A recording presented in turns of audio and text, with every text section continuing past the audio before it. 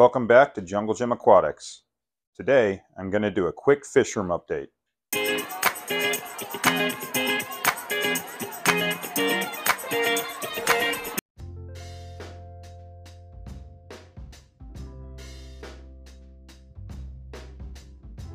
There's Randy.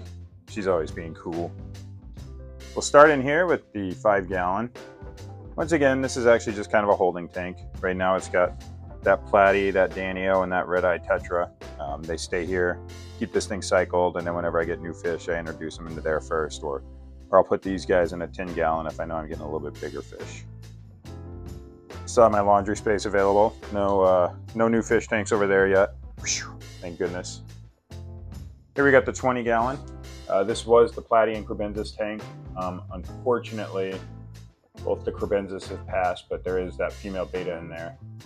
I've had her for she's probably the longest beta I've ever had. I think I've had her a little bit over 2 years at this point. I bought her and 3 other females together, and actually one other one's still alive at work. But she never got along with the other ones. She's always been by herself. So, well, by herself in terms of betas in the tank. That's that 20-gallon long right there. Pothos growing out of it. Then we spin around over here. There's Randy again. Hey, baby girl. Hey, baby girl. We come over here. Here's Hammy Andy's aquarium. She's a hamster. That's why her name is Hammy Andy. She was just out a minute ago. I was hoping to be able to get her on tape here, or I guess on video. It's not really tape anymore, but not gonna happen. It's morning. She's in bed. All right, up here we got this 20-gallon long. This was a beta and tetra tank, and obviously we've got some frogs in here too. There's one of the African dwarf frogs. That's actually one of the ones I think that I got from a guy that works with me that was giving up his aquarium. We got the stir by quarries in there. There's one of them. There's another one right there under the rock, and then somewhere in here there's a pleco. No, he's under that rock. He's usually under the rock. You can kind of see him right there. Another frog up top there, hanging on that magnet. There was a beta in here. He was the one I rescued from my nephew's apartment when they moved into it. No idea how long that thing had been alive, but it actually passed away yesterday right after a water change. So it had been laying on this big rock right here, and that stick for the last like 2 or 3 weeks is laying there, and it'd come up to eat occasionally, but that was about it. There's a tiger lotus bulb that somebody keeps digging up. I'm not sure if it's one of the quarries or if it's the pleco, but every time I put the thing in and hopes that it'll grow, it doesn't. Under the TV is the 55-gallon barb tank, as usual, because I like barbs. They're fun to watch. You can see they all think I'm going to feed them, so they're all coming up front here.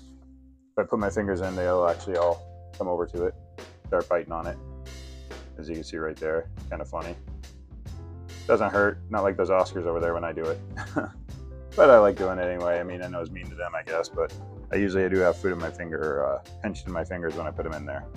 But yeah, they're all doing great. Still got a bunch of them in there. We got some of the little Denison barbs. You can see one of the little ones right there. He's swimming all around. They're actually both right there now.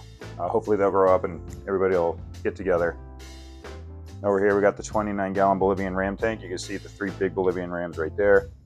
There's 2 small ones in there. There's one back there behind that root of that pothos, which by the way is doing great. There's another peduncle right there. This thing's growing like crazy. I love it.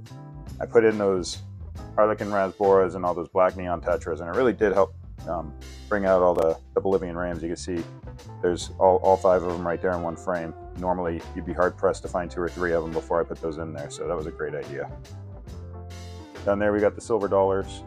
Those are eventually going to be dither fish for the Oscars. There are 4 of them in there. The one hides under the filter way back there all the time. The other guy just moved in front of him, but they're doing great. I've noticed my shrimp population's gotten smaller in there. I didn't actually think these things would be too effective on it, or I guess effective is not really the word. I didn't think they would have too much of a play on it, but they did.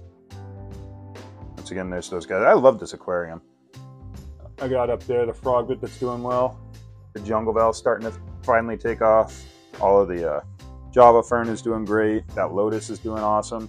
The sword, I got to cut a couple off, but they're doing great. And then obviously the root from the pothos gives everybody a chance to hide sometimes. So I love this aquarium. Just laying on my couch from right here, right where Randy's position is. See her? Just, oh, she's staring at us. Just laying right there and looking at it. Pretty cool perspective every day. She needs another Pettins. All right, over here we got the 90-gallon. I just call this the New World cichlid tank. We got obviously the EBAs in there, which I just did a like 70% water change on these guys yesterday. So hopefully one of these days they're gonna pair up. That'd be great.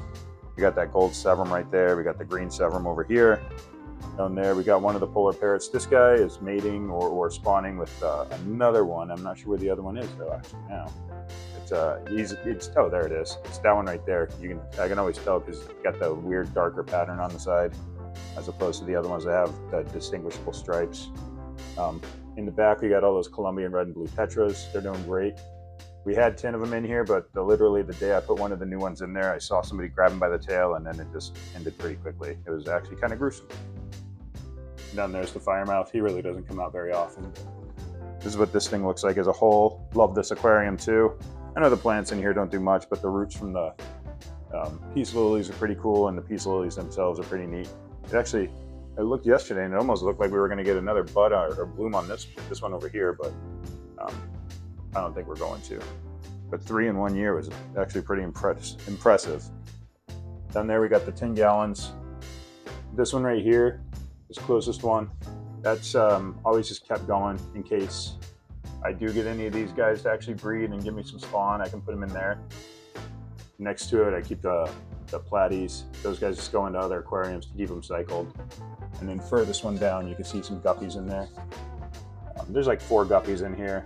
I know there's 1 or 2 females. Keep hoping they're gonna do some, but they never do. So maybe this will be the time. And then of course we got the big guys.